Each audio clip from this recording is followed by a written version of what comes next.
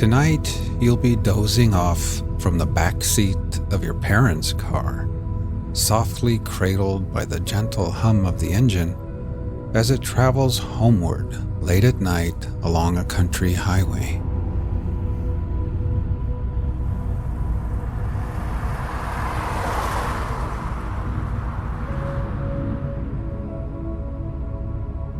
Imagine you are sitting in the back seat with your head nestled into a cozy pillow propped against the window. You are gazing out at the moonlit countryside, and on your face is a soft and secret smile.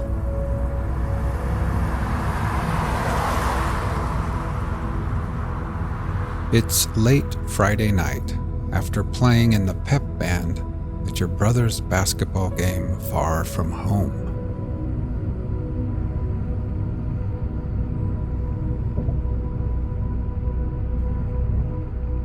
Your kid sister has nodded off already. She's laying across the wide seat with her head resting softly in your lap.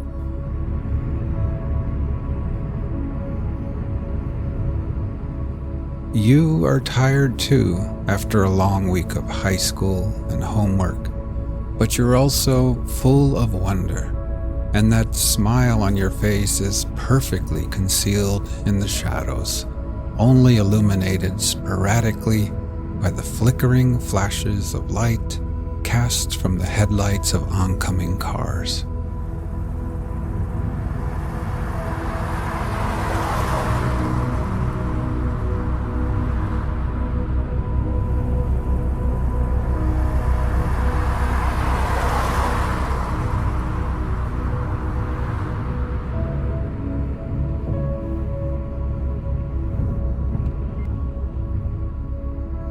You rest your forehead against the cool glass of the window. Every now and then, a distant farmhouse light appears, towering like a lighthouse in the dark, casting bright beams across the endless, waterless ocean of a prairie.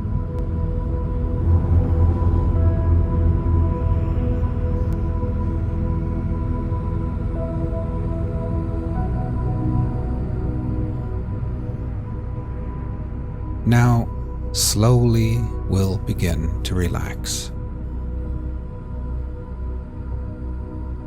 First, with eyes closed, just become aware of your breathing, feeling your chest gently rise and fall again.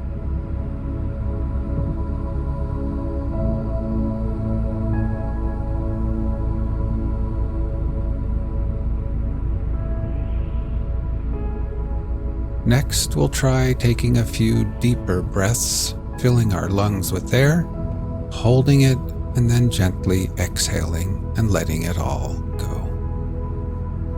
Ready? Inhale deeply, hold for 3, 2, 1, and then exhale.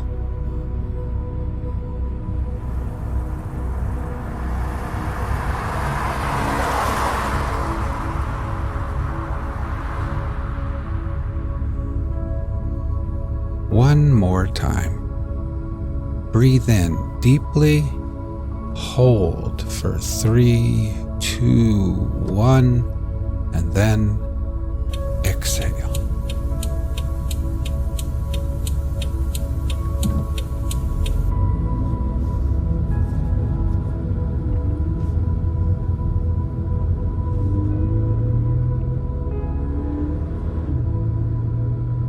And try thinking to yourself, as I sit here in the back seat, I can feel gravity's pull tugging me gently back towards Earth. With every exhale,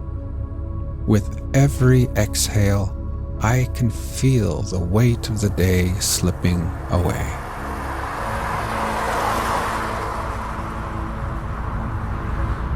I can feel my feet, my ankles, calves, knees, and my legs, each part of me relaxing deeper and becoming heavier and more relaxed.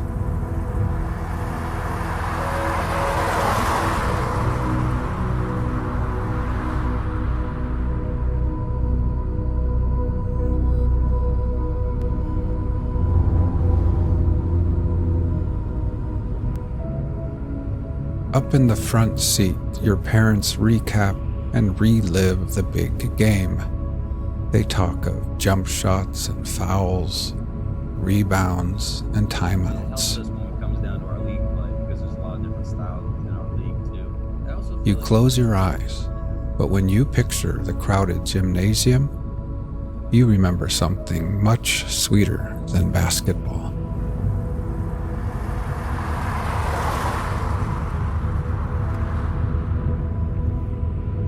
Your mind drifts back, but now the memory of the night is soothing and hypnotic, somehow quieter, as if it all played out in slow motion. Sneakers squeaking on the hardwood floor, cheers blasting out from spirit sections choreographed by cheerleaders and mascots. The aroma of popcorn and hot dogs snaking its way from concessions all the way through the hot air, above the teams and players and referees, and then high into the packed stands where you and the band played and cheered and sang. You quietly reflect on how unexpected your first love appeared in your young life. It feels as if the universe brought it to you slowly, and yet, in the end, also unexpectedly in a flash.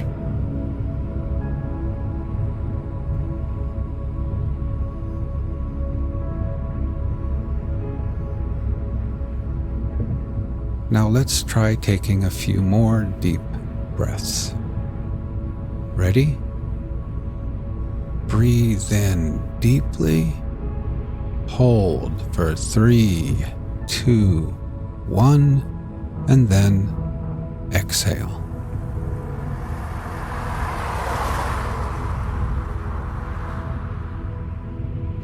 Try continuing on your own, and while doing this, try thinking to yourself, as I sit here, my whole body feels heavy and relaxed. With every exhale, I can feel gravity pulling me back towards Earth gently. I can feel my head, my shoulders, my neck becoming relaxed and at ease. And my legs are heavy and at peace with gravity's pull. Now my whole body, my legs and feet, my arms and hands, my torso, my head and neck and shoulders, my whole body is completely at peace, relaxed, and at ease.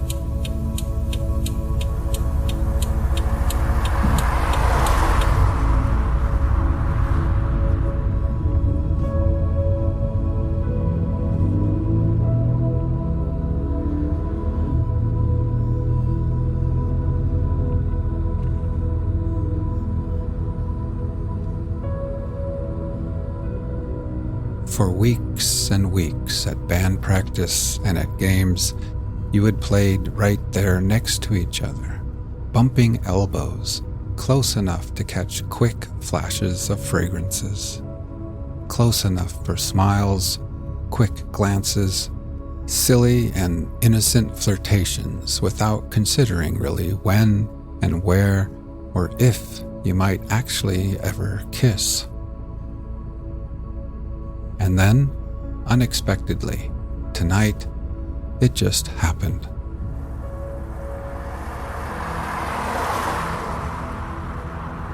while the whole gymnasium was on its feet, the whole world preoccupied with some monumental moment of a basketball game. It just happened right there in the minuscule universe between the two of you.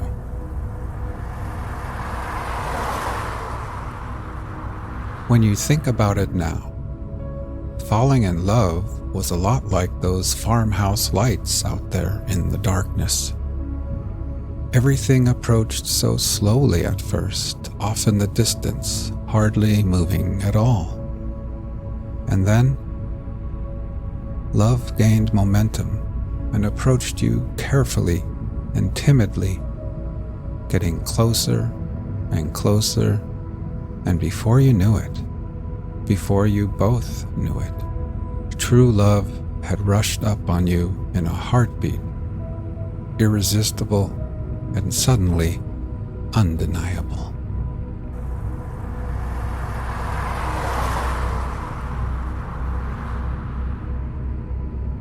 You smile now, thinking how you had always imagined your first kiss would happen somewhere private and hidden, and yet, in the end, yours was out in the open and in front of hundreds of people who never even saw it.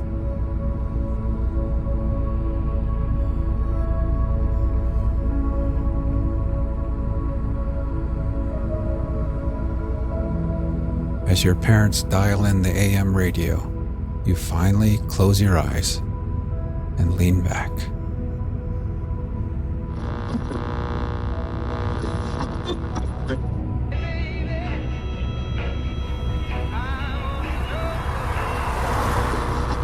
Loss of the steamship Titanic. Report of a formal investigation into the circumstances attending the foundering on April 15, 1912, of the British steamship Titanic of Liverpool after striking ice in or near latitude 41 degrees 46 minutes north, longitude 50 degrees 14 minutes west, North Atlantic Ocean, whereby loss of life ensued. Section 3. Description of the damage to the ship and of its gradual and final effect, with observations thereon. The damage done to the ship was as follows. Extent of the damage. The collision with the iceberg, which took place at 11:40 p.m., caused damage to the bottom of the starboard side of the vessel at about 10 feet above the level of the keel, but there was no damage above this height. There was damage in the forepeak, number 1 hold, number 2 hold, number 3 hold, number 6 boiler room, number 5 boiler room. The damage extended over a length of about 300 feet. Time in which the damage was done. As the ship was moving at over 20 knots, she would have passed through 300 feet in less than 10 seconds, so that the damage was done in about this time. The flooding in first 10 minutes.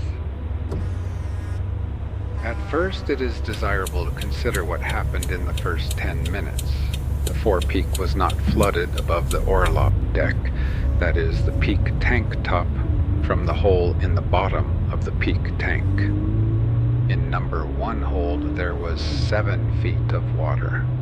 In number 2 hold, 5 minutes after the collision, water was seen rushing in at the bottom of the fireman's passage on the starboard side, so that the ship's side was damaged abaft of bulkhead B sufficiently to open the side of the fireman's passage, which was 3.5 feet from the outer skin of the ship, thereby flooding both the hold and the passage. In number 3 hold, the mail room was filled soon after the collision. The floor of the mail room is 24 feet above the keel. In number 6 boiler room, when the collision took place, water at once poured in at about 2 feet above the stokehold plates, on the starboard side, at the after end of the boiler room. Some of the firemen immediately went through the watertight door opening to number 5 boiler room because the water was flooding the place. The watertight doors in the engine rooms were shut from the bridge almost immediately after the collision. 10 minutes later, it was found that there was water to the height of 8 feet above the double bottom in number 6 boiler room. Number 5 boiler room was damaged at the ship's side in the starboard forward bunker at a distance of 2 feet above the stokehold plates, at 2 feet from the watertight bulkhead between numbers 5 and 6 boiler rooms. Water poured in at that place as it would from an ordinary fire hose. At the time of the collision, this bunker had no coal in it. The bunker door was closed when water was seen to be entering the ship. In number 4 boiler room, there was no indication of any damage at the early stages of the sinking. Gradual effect of the damage. It will thus be seen that all the 6 compartments forward of number 4 boiler room were open to the sea by damage which existed at about 10 feet above the keel. At 10 minutes after the collision, the water seems to have risen to about 14 feet above the keel in all these compartments except number 5 boiler room. After the first 10 minutes, the water rose steadily in all these 6 compartments. The forepeak above the peak tank was not filled until an hour after the collision, when the vessel's bow was submerged to above sea deck.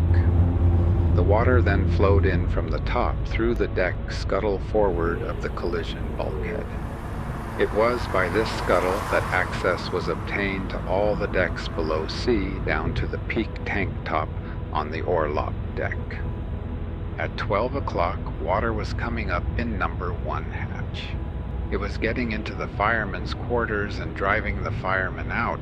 It was rushing round number 1 hatch on G deck and coming mostly from the starboard side, so that in 20 minutes the water had risen above G deck in number 1 hold. In number 2 hold, about 40 minutes after the collision, the water was coming into the seamen's quarters on E deck through a burst fore and aft wooden bulkhead of a third-class cabin opposite the seamen's wash place.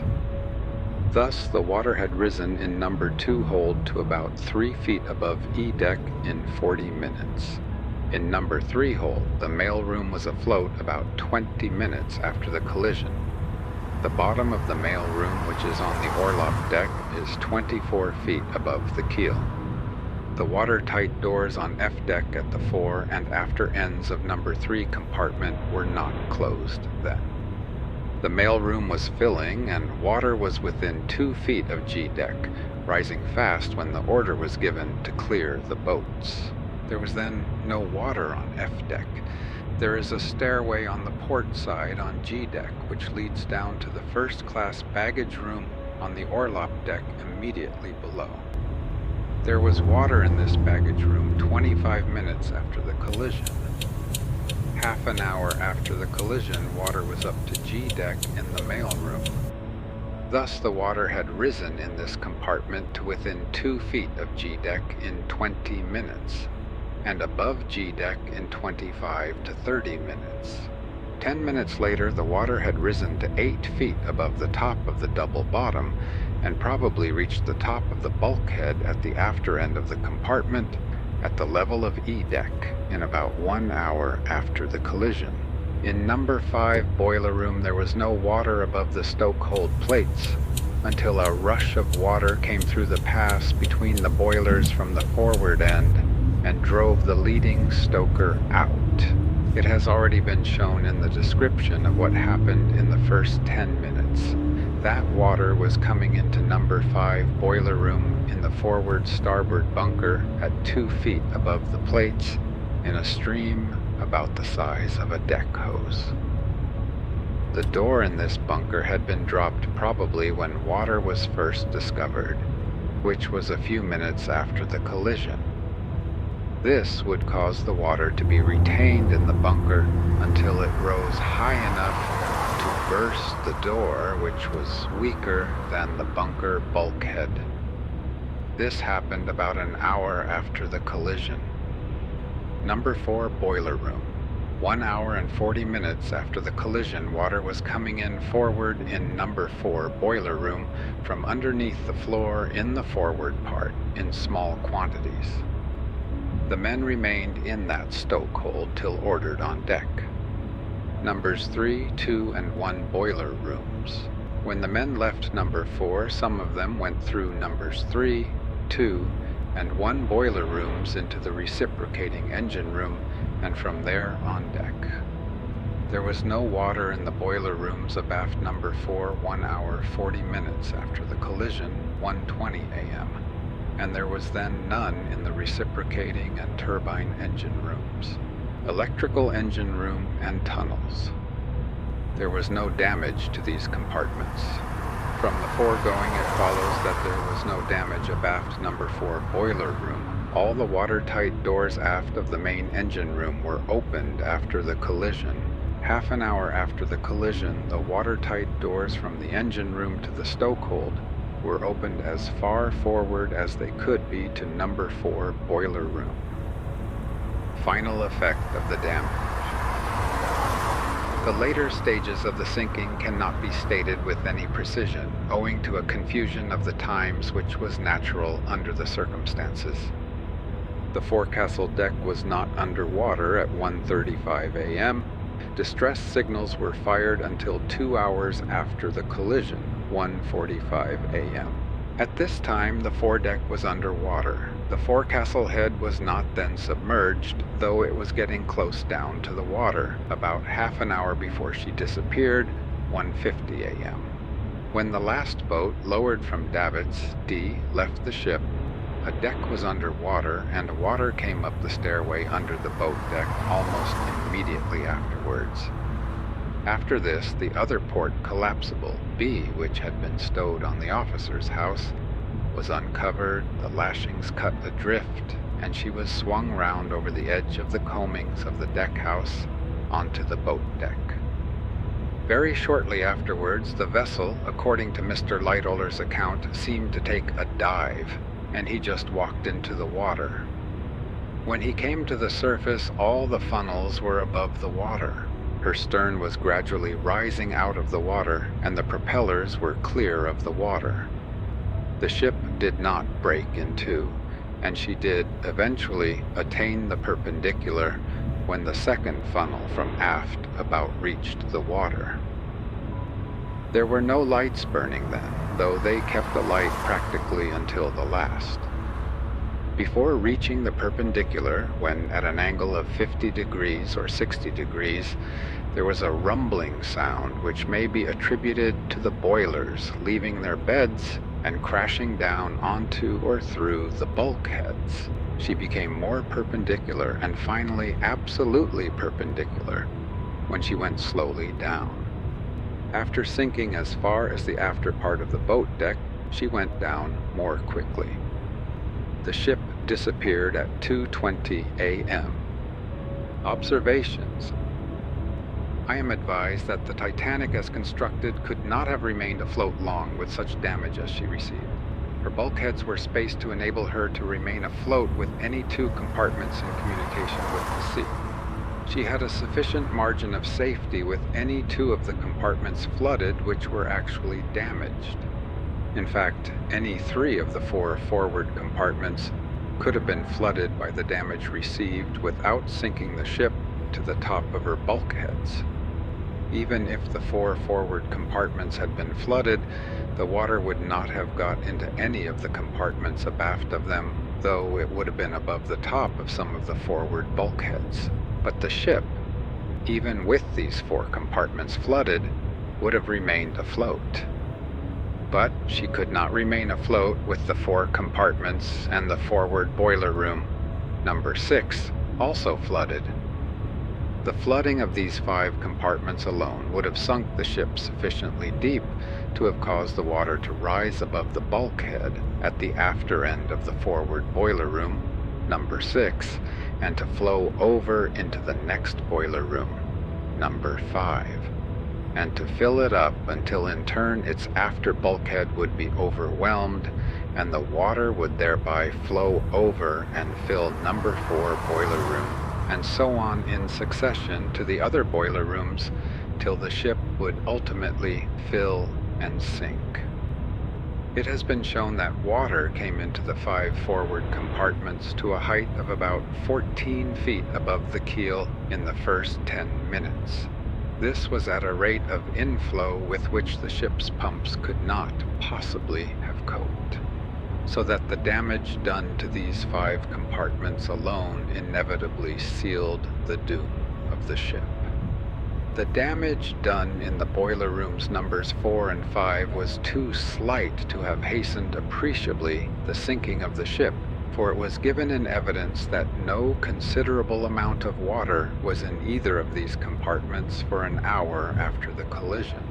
The rate at which water came into number 6 boiler room makes it highly probable that the compartment was filled in not more than an hour, after which the flow over the top of the bulkhead between 5 and 6 began and continued till number 5 was filled. It was shown that the leak in number 5 boiler room was only about equal to the flow of a deck hose pipe, about 3 inches in diameter. The leak in number 4, supposing that there was one, was only enough to admit about 3 feet of water in that compartment in 1 hour 40 minutes. Hence the leaks in numbers 4 and 5 boiler rooms did not appreciably hasten the sinking of the vessel. The evidence is very doubtful as to number 4 being damaged. The pumps were being worked in number 5 soon after the collision. The 10-inch leather special suction pipe which was carried from aft is more likely to have been carried for use in number 5 than number 4, because the doors were ordered to be opened probably soon after the collision, when water was known to be coming into number 5. There is no evidence that the pumps were being worked in number 4.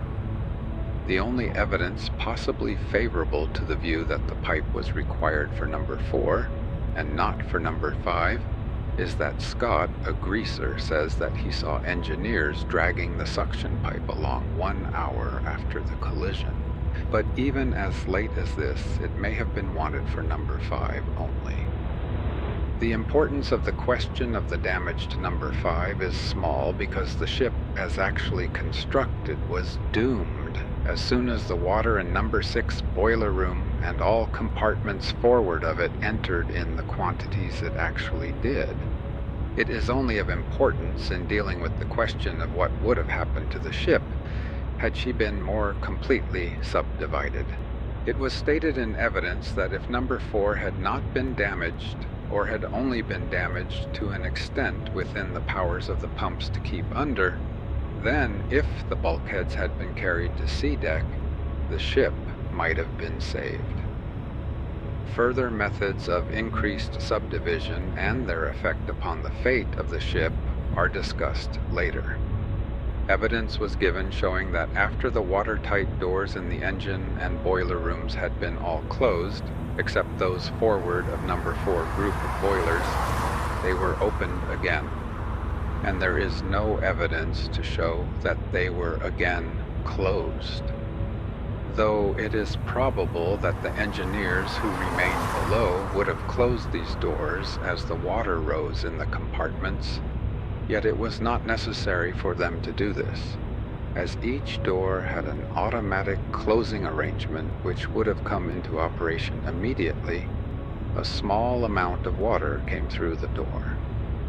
It is probable, however, that the life of the ship would have been lengthened somewhat if these doors had been left open, for the water would have flowed through them to the after part of the ship, and the rate of flow of the water into the ship would have been for a time reduced, as the bow might have been kept up a little by the water which flowed aft. It is thus seen that the efficiency of the automatic arrangements for the closing of the watertight doors, which was questioned during the inquiry, had no important bearing on the question of hastening the sinking of the ship, except that, in the case of the doors not having been closed by the engineers, it might have retarded the sinking of the ship if they had not acted. The engineers would not have prevented the doors from closing unless they had been convinced that the ship was doomed. There is no evidence that they did prevent the doors from closing. The engineers were applying the pumps when Barrett, leading stoker, left number 5 boiler room, but even if they had succeeded in getting all the pumps in the ship to work, they would not have saved the ship or prolonged her life to any appreciable extent. Effect of suggested additional subdivision upon flotation. Watertight decks. It is in evidence that advantage might be obtained from the point of view of greater safety in having a watertight deck. Without entering into the general question of the advantage of watertight decks for all ships, it is desirable to form an opinion in the case of the Titanic as to whether making the bulkhead deck watertight would have been an advantage in the circumstances of the accident or in case of accident to ships of this class. I am advised that it is found that with all the compartments certainly known to have been flooded, namely those forward of number 4 boiler room, the ship would have remained afloat if the bulkhead deck had been a watertight deck. If, however, number 4 boiler room had also been flooded, the ship would not have remained afloat unless, in addition to making the bulkhead deck watertight, the transverse bulkhead abaft of number 4 boiler room had been carried up to D-deck. To make the bulkhead deck effectively watertight for this purpose, it would have been necessary to carry watertight trunks round all the openings in the bulkhead deck up to C-deck. It has been shown that with the bulkhead abaft number 5 boiler room carried to C-deck, the ship would have remained afloat if the compartments certainly known to have been damaged had been flooded. I do not desire to express an opinion upon the question whether it would have conduced to safety in the case of the Titanic if a watertight deck had been fitted below the waterline, as there may be some objections to such a deck. There are many considerations involved, and I think that the matter should be dealt with by the Bulkhead Committee for ships in general. Longitudinal subdivision. The advantages and disadvantages of longitudinal subdivision by means of watertight bunker bulkheads were pointed out in evidence. While not attempting to deal with this question generally for ships, I am advised that if the Titanic had been divided in the longitudinal method instead of in the transverse method only, she would have been able, if damaged as supposed, to remain afloat, though with a list which could have been corrected by putting water ballast into suitable places. This subject is one, however, which again involves many considerations, and I think that for ships generally the matter should be referred to the Bulkhead Committee for their consideration and report. Extending double bottom up the sides. It was shown in evidence that there would be increased protection in carrying the double bottom higher up the side than was done in the Titanic, and that some of the boiler rooms would probably not then have been flooded, as water could not have entered the ship except in the double bottom. In the case of the Titanic, I am advised that this would have been an advantage, but it was pointed out in evidence that there are certain disadvantages which in some ships may outweigh the advantages. In view of what has already been said about the possible advantages of longitudinal subdivision, it is unnecessary further to discuss the question of carrying up the double bottom in ships generally. This matter should also be dealt with by the Bulkhead Committee. Watertight doors. With reference to the question of the watertight doors of the ship, there does not appear to have been any appreciable effect upon the sinking of the ship caused by either shutting or not shutting the doors. There does not appear to have been any difficulty in working the watertight doors. They appear to have been shut in good time after the collision, but in other cases of damage in ships constructed like the Titanic, it is probable that the efficiency of the closing arrangement of the watertight doors may exert a vital influence on the safety of the ship. It has been represented that in future consideration should be given to the question as to how far bulkheads should be solid bulkheads, and how far there should be watertight doors, and if there should be watertight doors, how far they may or may not be automatically operated. This again is a question on which it is not necessary here to express any general opinion, for there are conflicting considerations which vary in individual cases.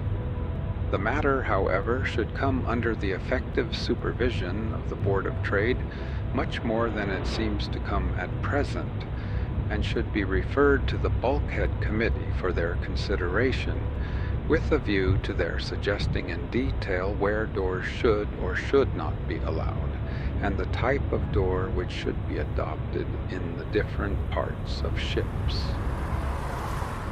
Section 4. Account of the saving and rescue of those who survived. The boats. The Titanic was provided with 20 boats. They were all on the boat deck. 14 were lifeboats. These were hung inboard in davits, 7 on the starboard side and 7 on the port side, and were designed to carry 65 persons each. 2 were emergency boats. These were also in davits, but were hung outboard, 1 on the starboard side and 1 on the port side, and were designed to carry 40 persons each. The remaining 4 boats were Engelhart or collapsible boats.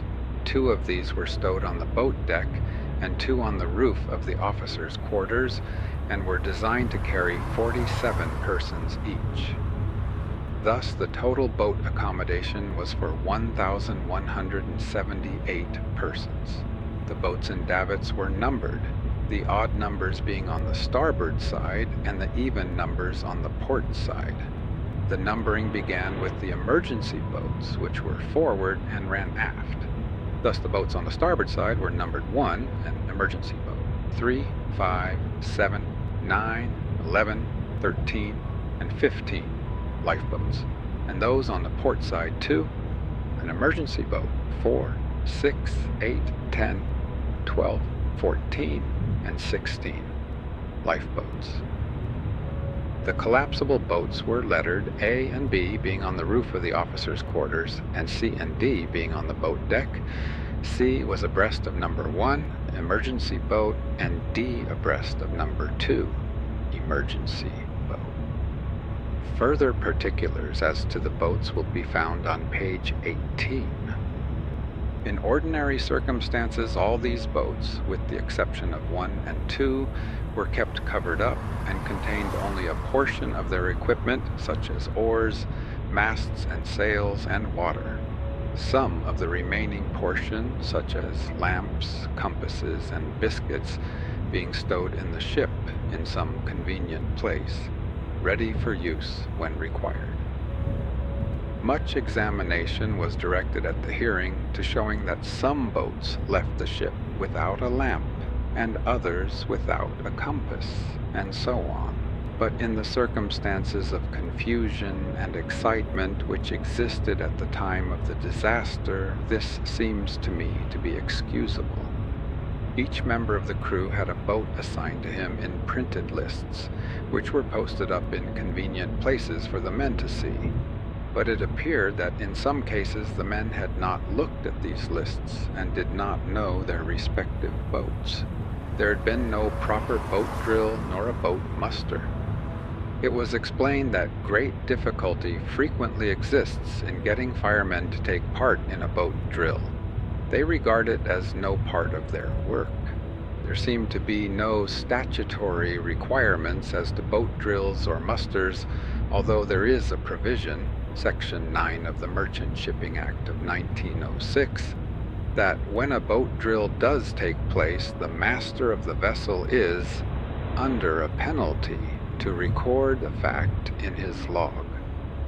I think it is desirable that the Board of Trade should make rules requiring boat drills and boat musters to be held of such a kind and at such times as may be suitable to the ship and to the voyage on which she is engaged. Boat drill, regulated according to the opportunities of the service, should always be held. It is perhaps worth recording that there was an inspection of the boats themselves at Southampton by Mr. Clark, the emigration officer, and that, as a result, Mr. Clark gave his certificate that the boats were satisfactory. For the purpose of this inspection, 2 of the boats were lowered to the water and crews exercised in them. The collision took place at 11:40 p.m., ship's time. About midnight, it was realized that the vessel could not live, and at about 12:05, the order was given to uncover the 14 boats under davits. The work began on both sides of the ship under the superintendence of 5 officers. It did not proceed quickly at first. The crew arrived on the boat deck only gradually, and there was an average of not more than 3 deck hands to each boat. At 12:20, the order was given to swing out the boats, and this work was at once commenced.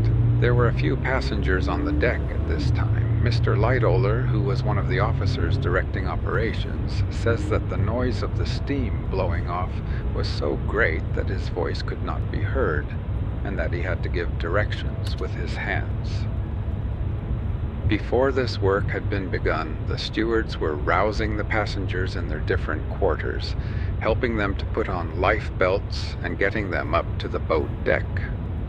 At about 12:30, the order was given to place women and children in the boats.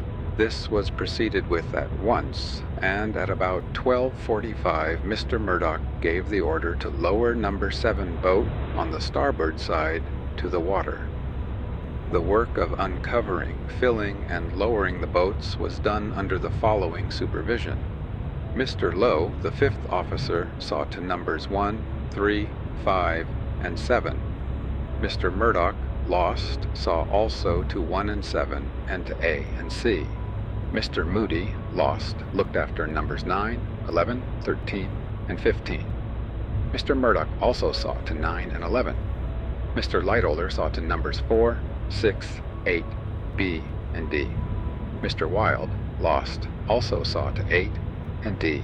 Mr. Lightoller and Mr. Moody saw to 10 and 16, and Mr. Lowe to 12 and 14. Mr. Wilde also assisted at number 14, Mr. Boxall helping generally. The evidence satisfies me that the officers did their work very well and without any thought of themselves.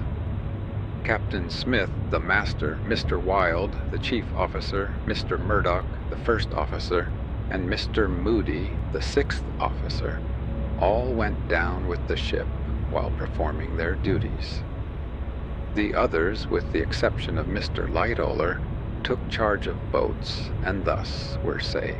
Mr. Lightoller was swept off the deck as the vessel went down and was subsequently picked up. So far as can be ascertained, the boats left the ship at the following times, but I think it is necessary to say that these, and indeed all the times subsequent to the collision which are mentioned by the witnesses, are unreliable. Starboard side boats, number 7, 12:46 a.m. Number 5, 12:55 a.m. Number 3, 1 a.m. Number 1, 1:10 a.m. Number 9, 1:20 a.m. Number 11, 1:25 a.m. Number 13, 1:35 a.m. Number 15, 1:35 a.m. Collapsible boat C, 1:40 a.m. Port side boats, number 6, 12:55 a.m. Number 8, 1:10 a.m. Number 10, 1:20 a.m. Number 12, 1:25 a.m. Number 14, 1:30 a.m. Number 16, 1:35 a.m. Number 2, 1:45 a.m. Number 4, 1:56 a.m. Collapsible boat D, 2:05 a.m. As regards the collapsible boats, C and D were properly lowered. As to A and B, which were on the roof of the officer's house, they were left until the last. There was difficulty in getting these boats down to the deck, and the ship had at this time a list. Very few of the deck hands were left in the ship, as they had nearly all gone to man the lifeboats, and the stewards and firemen were unaccustomed to work the collapsible boats. Work appears to have been going on in connection with these two boats at the time that the ship sank. The boats seem to have floated from the deck and to have served in the water as rafts. The following table shows the numbers of the male crew, male passengers, and women and children who, according to the evidence, left the ship in each boat. In 3 or 4 instances, the numbers of women and children are only arrived at by subtracting the numbers of crew and male passengers from the total said to be in the boat. These are in italics. In each case, the lowest figures given are taken. This shows in all 107 men of the crew, 43 male passengers, and 704 women and children, or a total of 854 in 18 boats. In addition, about 60 persons, 2 of whom were women, were said to have been transferred subsequently from A and B collapsible boats to other boats or rescued from the water, making a total of 914 who escaped with their lives. It is obvious that these figures are quite unreliable, for only 712 were in fact saved by the Carpathia, the steamer which came to the rescue at about 4 a.m., and all the boats were accounted for. Another remarkable discrepancy is that of the 712 saved, 189 were in fact men of the crew, 129 were male passengers, and 394 were women and children. In other words, the real proportion of women to men saved was much less than the proportion appearing in the evidence from the boats. Allowing for those subsequently picked up, of the 712 persons saved, only 652 could have left the Titanic in boats, or an average of about 36 per boat. There was a tendency in the evidence to exaggerate the numbers in each boat, to exaggerate the proportion of women to men, and to diminish the number of crew. I do not attribute this to any wish on the part of the witnesses to mislead the court, but to a natural desire to make the best case for themselves and their ship. The seamen who gave evidence were too frequently encouraged when under examination in the witness box to understate the number of crew in the boats. The number of crew actually saved was 189, giving an average of 10 per boat. And if from this figure the 58 men of the 60 persons above mentioned be deducted, the average number of crew leaving the ship in the boats must still have been at least 7. The probability, however, is that many of the 60 picked up were passengers. The discipline both among passengers and crew during the lowering of the boats was good, but the organization should have been better, and if it had been, it is possible that more lives would have been saved. The real difficulty in dealing with the question of the boats is to find the explanation of so many of them leaving the ship with comparatively few persons in them. Number 1 certainly left with only 12. This was an emergency boat with a carrying capacity of 40. Number 7 left with only 27, and number 6 with only 28. These were lifeboats with a carrying capacity of 65 each, and several of the others, according to the evidence, and certainly according to the truth, must have left only partly filled. Many explanations are forthcoming, one being that the passengers were unwilling to leave the ship. When the earlier boats left, and before the Titanic had begun materially to settle down, there was a drop of 65 feet from the boat deck to the water, and the women feared to get into the boats. Many people thought that the risk in the ship was less than the risk in the boats. This explanation is supported by the evidence of Captain Rostron of the Carpathia. He says that after those who were saved got on board his ship, He was told by some of them that when the boats first left the Titanic, the people really would not be put in the boats. They did not want to go in.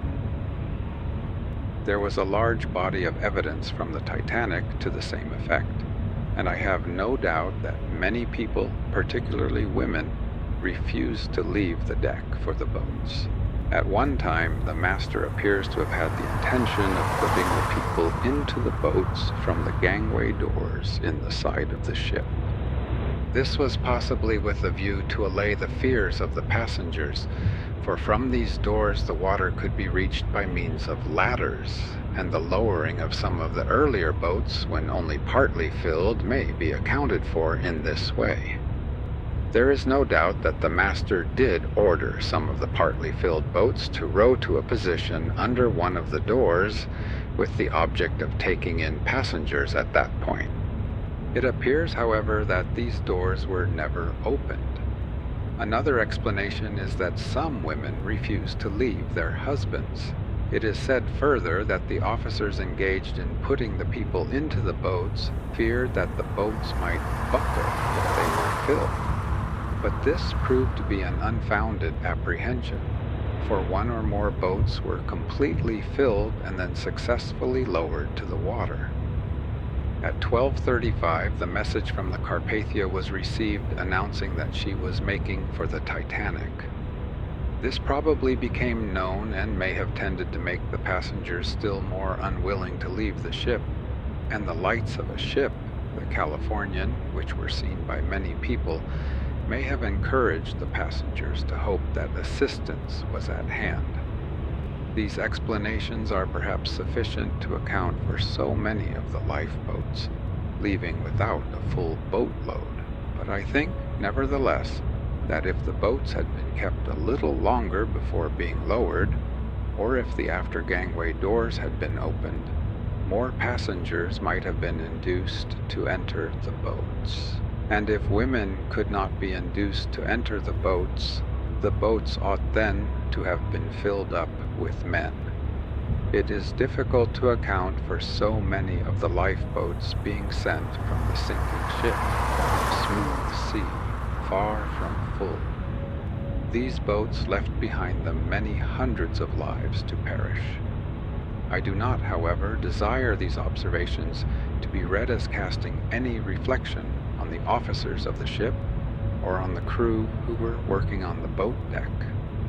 They all worked admirably, but I think that if there had been better organization, the results would have been more satisfactory. I heard much evidence as to the conduct of the boats after the Titanic sank, and when there must have been many struggling people in the water. And I regret to say that, in my opinion, some, at all events, of the boats failed to attempt to save lives when they might have done so, and might have done so successfully. This was particularly the case with boat number 1. It may reasonably have been thought that the risk of making the attempt was too great, but it seems to me that if the attempt had been made by some of these boats, it might have been the means of saving a few more lives. Subject to these few adverse comments, I have nothing but praise for both passengers and crew. All the witnesses speak well of their behavior. It is to be remembered that the night was dark. The noise of the escaping steam was terrifying. The peril, though perhaps not generally recognized, was imminent and great, and many passengers who were unable to speak or to understand English were being collected together and hurried into the boats. Conduct of Sir C. Duff Gordon and Mr. Ismay. An attack was made in the course of the inquiry on the moral conduct of two of the passengers, namely Sir Cosmo Duff Gordon and Mr. Bruce Ismay. It is no part of the business of the court to inquire into such matters, and I should pass them by in silence if I did not fear that my silence might be misunderstood. The very gross charge against Sir Cosmo Duff Gordon that, having got into number 1 boat, he bribed the men in it to row away from drowning people is unfounded, I have said that the members of the crew in that boat might have made some attempt to save the people in the water, and that such an attempt would probably have been successful. But I do not believe that the men were deterred from making the attempt by any act of Sir Cosmo Duff Gordon's. At the same time, I think that if he had encouraged the men to return to the position where the Titanic had foundered, they would probably have made an effort to do so, and could have saved some lives. As to the attack on Mr. Bruce Ismay, it resolved itself into the suggestion that, occupying the position of managing director of the steamship company, some moral duty was imposed upon him to wait on board until the vessel foundered. I do not agree. Mr. Ismay, after rendering assistance to many passengers, found C collapsible, the last boat on the starboard side actually being lowered. No other people were there at the time. There was room for him, and he jumped in. Had he not jumped in, he would merely have added one more life, namely his own, to the number of those lost. The third-class passengers. It had been suggested before the inquiry that the third-class passengers had been unfairly treated, that their access to the boat deck had been impeded, and that when at last they reached that deck, the first and second-class passengers were given precedence in getting places in the boats. There appears to have been no truth in these suggestions. It is no doubt true that the proportion of third-class passengers saved falls far short of the proportion of the first and second class. But this is accounted for by the greater reluctance of the third-class passengers to leave the ship, by their unwillingness to part with their baggage, by the difficulty of getting them up from their quarters, which were at the extreme ends of the ship, and by other similar causes. The interests of the relatives of some of the third-class passengers who had perished were in the hands of Mr. Harbinson, who attended the inquiry on their behalf. He said at the end of his address to the court, "I wish to say distinctly that no evidence has been given in the course of this case which would substantiate a charge that any attempt was made to keep back the third-class passengers. I desire further to say that there is no evidence that when they did reach the boat deck, there was any discrimination practiced either by the officers or the sailors in putting them into the boats. I am satisfied that the explanation of the excessive proportion of third-class passengers lost is not to be found in the suggestion that the third-class passengers were in any way unfairly treated. They were not unfairly treated. Means taken to procure assistance. As soon as the dangerous condition of the ship was realized, messages were sent by the master's orders to all steamers within reach. At 12:15 a.m., the distress signal CQD was sent. This was heard by several steamships and by Cape Race. By 12:25, Mr. Boxall, the fourth officer, had worked out the correct position of the Titanic, and then another message was sent. "Come at once, we have struck a berg." This was heard by the Cunard steamer Carpathia, which was at this time bound from New York to Liverpool and 58 miles away. The Carpathia answered, saying that she was coming to the assistance of the Titanic. This was reported to Captain Smith on the boat deck. At 12:26, a message was sent out, "Sinking, cannot hear for noise of steam." Many other messages were also sent, but as they were only heard by steamers which were too far away to render help, it is not necessary to refer to them. At 1:45, a message was heard by the Carpathia, engine room full up to boilers. The last message sent out was CQ, which was faintly heard by the steamer Virginian. This message was sent at 2:17.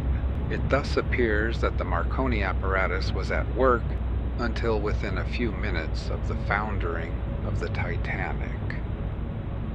Meanwhile, Mr. Boxall was sending up distress signals from the deck.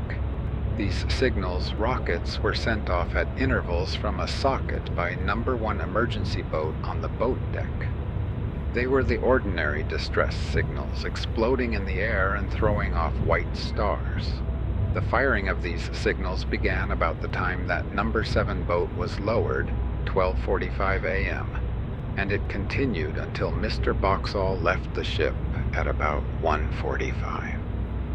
Mr. Boxall was also using a Morse light from the bridge in the direction of a ship whose lights he saw about half a point on the port bow of the Titanic at a distance, as he thought, of about 5 or 6 miles. He got no answer. In all, Mr. Boxall fired about 8 rockets. There appears to be no doubt that the vessel whose lights he saw was the Californian. The evidence from the Californian speaks of 8 rockets having been seen between 12:30 and 1:40. The Californian heard none of the Titanic's messages. She had only one Marconi operator on board, and he was asleep.